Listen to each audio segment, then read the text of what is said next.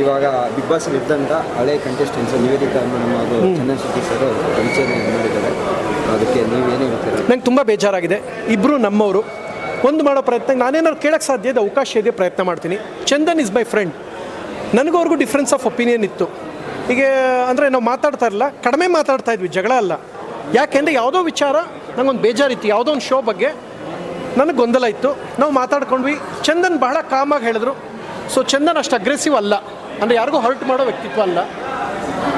ಏನಾಗಿದೆ ಗೊತ್ತಿಲ್ಲ, ಸರಿ ಮಾಡೋ ಪ್ರಯತ್ನ ಮಾಡ್ತೀವಿ. ಆಗಲಿಲ್ವಾ ಎರಡನೇ ಬಾಣ ಧ್ರುವ ಸರ್ಜಾ ಅವ್ರ ಕೈಲಿ ಬಿಡಿಸ್ತೀವಿ. ಧ್ರುವ ಸರ್ಜಾ ಅವ್ರು ಹೇಳಿದ್ರೆ ಕೇಳ್ತಾರೆ.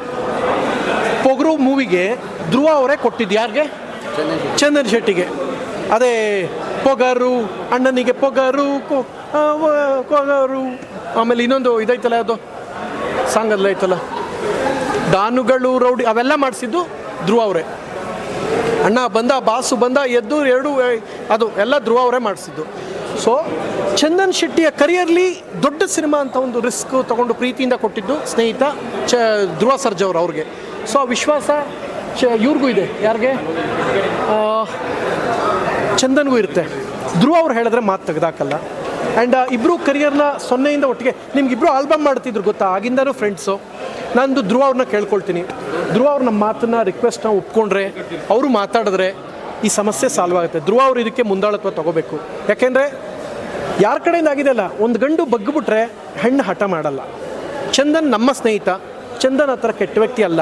ನಾವು ಯಾವಾಗಲೂ are always stands with Chandan. ಎಲ್ಲ ಸಮಯದಲ್ಲೂ ಜೊತೆ ನಿಂತ್ಕೋತೀವಿ. ಈ ಸಮಯದಲ್ಲಿ ಚಂದನ್ ಅವ್ರನ್ನ ಕೈ ಬಿಡೋ ಮಾತೇ ಇಲ್ಲ. ಬಟ್ ಸೋಷಿಯಲ್ ಮೀಡಿಯಲ್ಲೂ ಅಷ್ಟೇ, ನೀವು ಹೆಂಗೆ ಬೇಕು ಹಂಗೆ ಟ್ರಾಲ್ ಮಾಡ್ಕೊಂಡು ಮಾಡಬೇಡಿ. ಬಟ್ ಹೋದ ವಾರದಿಂದ ಚೆನ್ನಾಗಿದ್ದು ಈ ವಾರದಲ್ಲಿ ಹಿಂಗಾಗಿದ್ದೇನೆ, ಮಧ್ಯದಲ್ಲಿ ಯಾರೋ ಕೈ ಆಡಿಸಿರ್ತಾರೆ. ಹೌದಲ್ವಾ? ಆ ಇಂಪ್ಯಾಕ್ಟ್ ಪ್ಲೇಯರ್ ಯಾರು ಅನ್ಸುತ್ತೆ? ಎಲ್ಲ ತುಂಬ ಕಮೆಂಟ್ಸ್ ಬರ್ತಾರೆ. ನನ್ನೇನು ಕೇಳಿ ಅಣ್ಣ ಯಾರೂ ದೊಡ್ಡವ್ರಿಲ್ಲ ಅಣ್ಣ. ಸೀರಿಯಸ್ ಆಗಿ ಹೇಳ್ತೀನಿ, ಕೇಳಿಸ್ಕೊ. ದೊಡ್ಡವನು ಅಂತ ಯಾರೂ ಇಲ್ಲ ಅಣ್ಣ. ನೀವೇ ದೊಡ್ಡವರು. ಕನ್ನಡಿಗರ ಮುಂದೆ ಯಾವನು ದೊಡ್ಡವ್ರು ನನ್ನ ಅಣ್ಣ. ನಾನು ಹೋದಾಗ ನನ್ನ ಕ್ಯಾಮ್ರಾ ಹಿಡಿದು ನಂಗೆ ಒಂದು ಐಡೆಂಟಿಟಿ ಕೊಟ್ಟಿದ್ಯಾ ಅಣ್ಣ. ನೀನು ದೊಡ್ಡವನಣ್ಣ. ನನಗೆ ಇನ್ಯಾವನು ಮಗ ಇಂಪ್ಯಾಕ್ಟ್ ಪ್ಲೇಯರ್ ಯಾವ ಪ್ಲೇಯರು ಅಲ್ಲ. ಕೂತ್ಕೊಳ್ಳಿ, ಅದೆಲ್ಲ ಏನಿಲ್ಲ. ಕೂತ್ಕೊಂಡು ಒಂದು ಹೇಳ್ತೀನಿ, ಮನೆ ಉಳಿಸೋ ಕೆಲಸ ಮಾಡಿ. ಹಾಳಾದವ್ರು ಮನೆ ಯಾರೇ ಆದರೂ ಅಷ್ಟೇ, ಮನೆ ಹಾಳು ಮಾಡ್ರೆ ಏನು ಸಿಗ್ತಿದ್ರೆ ನಿಮಗೆ? ಆಮೇಲೆ ಕಡೆದಾಗೆ ಅಪ್ಪು ಸರ್ದ ಐತೆ. ಅಪ್ಪು ಸರ್ ಲಾಸ್ಟ್ ಅದು ಬ್ರಹ್ಮಾಸ್ತ್ರ. ಅದು ಬ್ರಹ್ಮಾಸ್ತ್ರ ಅಂದ್ರೆ ಏನು ಗೊತ್ತಾ? ಅದು ಬ್ರಹ್ಮಾಸ್ತ್ರ ಉಪಸಂಹಾರ ಮಾಡೋಕ್ಕೆ ಯಾರ ಕೈಲೂ ಆಗಲ್ಲ ಅಂತ. ವಿಷ್ಣುವಿನ ಸುದರ್ಶನ, ಈಶ್ವರನ ತ್ರಿಶೂಲ, ಇಂದ್ರನ ವಜ್ರಾಯುಧ ಮಾತ್ರ ಬ್ರಹ್ಮಾಸ್ತ್ರಕ್ಕಿಂತ ಪವರ್ಫುಲ್ ಅಂತ ಬ್ರಹ್ಮಾಸ್ತ್ರ ಮಾತ್ರ ಐತೆ. ಅಪ್ಪು ಸರ್ದು ಮಿಲನ ಫಿಲಮ್ ಕ್ಲೈಮ್ಯಾಕ್ಸ್ನ ಕಟ್ ಮಾಡಿ ಚಂದನ್ಗೆ ವಾಟ್ಸಪ್ ಮಾಡ್ತೀನಿ. ಈಗಲೇ ವಾಟ್ಸಪ್ ಮಾಡ್ತೀನಿ, ಮಾಡ್ಬಿಟ್ಟು. ನಿಮ್ಮನ್ನು ಜನ ಇಷ್ಟಪಡ್ತಾ ಇದ್ದಾರಪ್ಪ. ನೀವಿಬ್ಬರು ಒಳ್ಳೆ ವ್ಯಕ್ತಿಗಳು. ನೀವು ಜನಕ್ಕೆ ಎಂಟರ್ಟೈನರ್ಸ್. ನೀವು ನಿಮ್ಮ ವಿಚಾರ. ಆಮೇಲೆ ಇನ್ನೊಂದು, ಜನಗಳಿಗೆ ಫಸ್ಟ್ ಹೇಳಿ, ಆಮೇಲೆ ಜನ ಇದು ಹೇಳ್ತೀನಿ. ಜನಗಳ ಅವ್ರ ಬಗ್ಗೆ ಅನ್ನೆಸೆಸರಿ ರಾಂಗ್ ಕಾಮೆಂಟ್ಸ್ ಹಾಕ್ಬೇಡಿ. ಅವರಿಬ್ಬರು ನಮ್ಮವರು, ನಮ್ಮ ಸ್ನೇಹಿತರು. ಮಧ್ಯದಲ್ಲಿ ಯಾರು ಆಡಿರ್ತಾರೆ ಅವ್ರು ಹಾಳಾಗೋಗ್ತೀರಾ. ಯಾಕೆಂದರೆ ಒಬ್ರನ್ನ ಅಯ್ಯೋ ಅನಿಸಿ 1000 ಸುಳ್ಳೇಳಿ ಮದುವೆ ಮಾಡಬೇಕು. ನಿಮ್ಮ ಮಧ್ಯದಲ್ಲೇ ಮನೆ ಹಾಳು ಮಾಡಿ ಜನ ನೀವು ಉದ್ಧಾರ ಎಲ್ಲ ಐತೆಪ್ಪ. ನೀ ಎಲ್ಲ ಐತೆ ಹೇಳು. ಉದ್ಧಾರ ಆಗ ಮೊಕ್ವ ನಿಂದು. ಅಂದರೆ ಚಿತ್ರರಂಗದಲ್ಲಿ ಇದಕ್ಕೂ ಮುಂಚೆ ಕೂಡ ತುಂಬ ಈ ಥರ ಆಗಿದ್ದಾವೆ ಡಿವರ್ಸ್. ಅಣ್ಣ ಅದಕ್ಕೆ ಅಣ್ಣ ನಾನು ಅಲ್ಲಲ್ಲ, ಡೈವರ್ಸ್ ಕೊಟ್ಟು ಒಂದಾಗಿದೆ. ಯಾರಾಗೋರಣ್ಣ ಆಗಿದ್ರೆ ಹಂಗೆ ಹೌದು, ಒಳ್ಳೇದಾಗಲಿ. ಚಂದನು ಆ ಸಾಲಕ್ಕೆ ಸೇರ್ಕೊಳ್ಳಿ, ಖುಷಿ. ಬಟ್ ಮಧ್ಯದಲ್ಲಿ ಯಾರು ಕೈ ಆಡಿಸಿರೋ ಅವ್ರಿಗೆ ಏನು ಹೇಳೋಕ್ಕೆ ಇಷ್ಟಪಡ್ತೀನಿ ಅಂದರೆ, ನೀವು ದೇವ್ರಾಣೆ ಉದ್ಧಾರ ಆಗಲ್ಲ. ಹೆಂಗೆ ಉದ್ಧಾರ ಆಯ್ತಾರವರು? ಹೆಂಗೆ ಉದ್ಧಾರ ಆಯ್ತಾರಪ್ಪ ಅವರು? ಇಬ್ಬರು ಮಧ್ಯದಲ್ಲಿ ಬಂದು ಮನೆ ಹಾಳು ಮಾಡಿ ಯಾರಾದರೂ ಮಾಡಿದರೆ ಅವ್ರು ಉದ್ಧಾರ ಆಗಲ್ಲ. ಒಂದು ವಾರದಿಂದ ಚೆನ್ನಾಗಿದ್ರು, ಈಗ ಹಿಂಗೆ ಮಾಡಿದ್ರೆ ಹಿಂಗಾರಪ್ಪ. 1000 ಸುಳ್ಳಲ್ಲಿ ಮದುವೆ ಮಾಡೋ ಅಂತಾರೆ. ನೀನು ಏನು ಮಾಡಿದೆ ಟುಪುಕ್ಕನ್ನು ಮದುವೆ ಟುಪುಕ್ಕನ್ನು ಬೇರೆ ಮಾಡಿದ್ರೆ ಹೆಂಗಪ್ಪ? ಹಂಗೆ ಮಾಡಬಾರ್ದು, ಒಳ್ಳೇದಾಗಲ್ಲ. ಯಾರೇ ಮಾಡಿದ್ರು ಅಷ್ಟೇ, ಅದು ಒಳ್ಳೆ ಬೆಳವಣಿಗೆ ಅಲ್ಲ. ಬದುಕು ಸುಂದರವಾದದ್ದು, ಚೆನ್ನಾಗಿ ಬದುಕಿ. ಆ್ಯಂಡ್ ಯಾರೂ ಆ ಥರ ಮಾಡೋಕ್ಕೆ ಸಾಧ್ಯ ಇಲ್ಲ. ಇತ್ತೀಚೆಗೆ ಫ್ಯಾಮಿಲಿಯಲ್ಲಿ ಕಲಹಗಳಾಗೋದು ಬಾಲಿವುಡಲ್ಲಿ ನಡೀತಿತ್ತು. ಇತ್ತೀಚೆಗೆ ಕನ್ನಡದಲ್ಲೂ ತುಂಬ ಜಾಸ್ತಿ ಆಗಿದೆ. ಎಲ್ಲಿ ಒಂದು ಇನ್ಯಾವುದು ಕಲಹ ಏನಾಗಿಲ್ಲ. ಅವರಿಬ್ಬರು ಪ್ರೀತಿಯಿಂದ ಬೇರೆ ಆಗಿರೋದು. ಇಬ್ಬರು ಕರಿಯರ್ ನೋಡ್ಕೋಬೇಕು ಅಂತ ಅವ್ರೇನು ನನಗಿರೋ ಮಾಹಿತಿ. ನಾನು ಚಂದನ್ ಹತ್ರ ಮಾತಾಡೋ ತನಕ ಏನೂ ಹೇಳೋಕ್ಕಲ್ಲ. ಈ ಸಮಯದಲ್ಲಿ ನಾನು ಹೇಳೋದೇನು ಅಂದರೆ, ನಾವು ಕೇಳ್ಕೊತೀವಿ, ಇಲ್ಲ ಧ್ರುವ ಸರ್ ಕೈಲಿ ಹೇಳಿಸ್ತೀವಿ. ಅದು ಯಾವುದೂ ಇಲ್ಲ ಅಂದರೆ ಅಪ್ಪು ಸರ್ದು 3ನೇ ಬಾಣ ಯಾವ್ದು ಹೇಳಿ?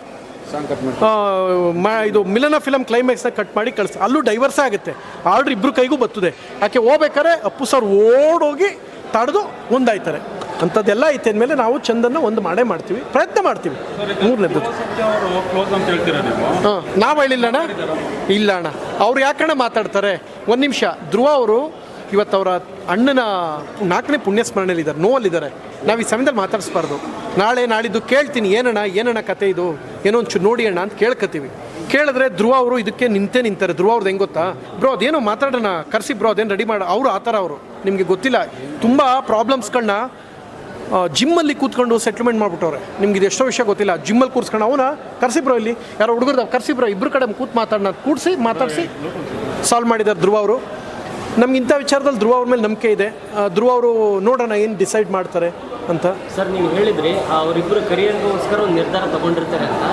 ಇದಕ್ಕಿಂತಲೂ ಮುಂಚೆ ಅವರಿಬ್ಬರು ಎಷ್ಟೋ ಜನಕ್ಕೆ ರೋಲ್ ಮಾಡಲ್ ಆಗಿರ್ತಾರೆ. ಇಬ್ಬರು ಕೂಡ ದೊಡ್ಡ ಸೆಲೆಬ್ರಿಟೀಸ್ ಆಗಿದ್ದರಿಂದ ಅವ್ರನ್ನೇ ಇನ್ಸ್ಪೈರ್ ಆಗಿ ಲವ್ ಮಾಡಿದಂತೆ. ನಿಮಗೆ ಒಂದು ಶಾಕಿಂಗ್ ನ್ಯೂಸ್ ಹೇಳ, ನನ್ನ ವೈಫ್ಗೂ ನನಗೂ ಒಂದು 5-6 ವರ್ಷ 7-8 ವರ್ಷ ಡಿಫ್ರೆನ್ಸ್ ಇರಬೇಕು. 6-7 ವರ್ಷ ಗೊತ್ತಿಲ್ಲ ನನಗೆ. ಈಗಲೂ ನಾವು ಏನಂತ ಕರೆಯೋದು ಗೊತ್ತಾ? ಭಾನುವರೇ ಬನ್ನಿ ಅಂತ ಕರೆಯೋದು. ನಾನು ದೇವರಾಣೆ ಸತ್ಯ, ನಾನು ಇವತ್ತಿನವರೆಗೂ ಅವ್ನು ಹಂಗೆ ಕರೆಯೋದು, ಬನ್ನಿ ಹೋಗಿ ಅಂತಲೇ ಕರೆಯೋದು. ಯಾಕೆಂದರೆ ಆಕೆ ಆತ್ಮಗೌರವಕ್ಕೆ ಚ್ಯುತಿ ಆಗಬಾರ್ದು ಅಂತ. ನಾನು ರೇಗಿದ್ದೀನಿ, ಜಗಳ ಆಡಿದ್ದೀನಿ, ನಾನು ಏನು ಕಡಿಮೆ ಇಲ್ಲ.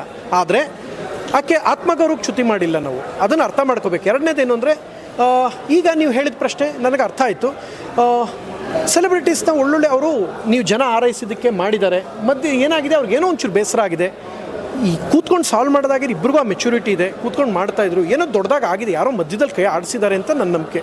ಇಲ್ಲದೇ ಅಣ್ಣ ಹೋದ ವಾರದಿಂದ ಇಬ್ಬರು ರೀಲ್ಸ್ ಮಾಡೋರ್ತಾನೆ, ಈಗ ಹಿಂಗೆ ಆಗೈತೇನೆ ಯಾರು ಅಂತ ನಾನು ಯೋಚನೆ ಮಾಡ್ತಾ ಕೂತಿದ್ದೀನಿ. ನಂಗೆ ಗೊತ್ತಾಯ್ತಾ ಇಲ್ಲ. ಗೊತ್ತಾಗ್ಬಿಟ್ರೆ ನಾನು ಬಿಡಲ್ಲ, ನಾನು ಕೇಳ್ತೀನಿ. ನಾನು ಅಣ್ಣ, ನಾನು ಯಾರಿಗಣ್ಣ ಎದುರ್ಕತ್ತೀನಿ, 0ಇಂದ ಬಂದಿರೋದಣ್ಣ. ನಾಳೆ ಉಗಿದು ಓಡಿಸಿದ್ರೆ ನಾನು ಊರಲ್ಲಿ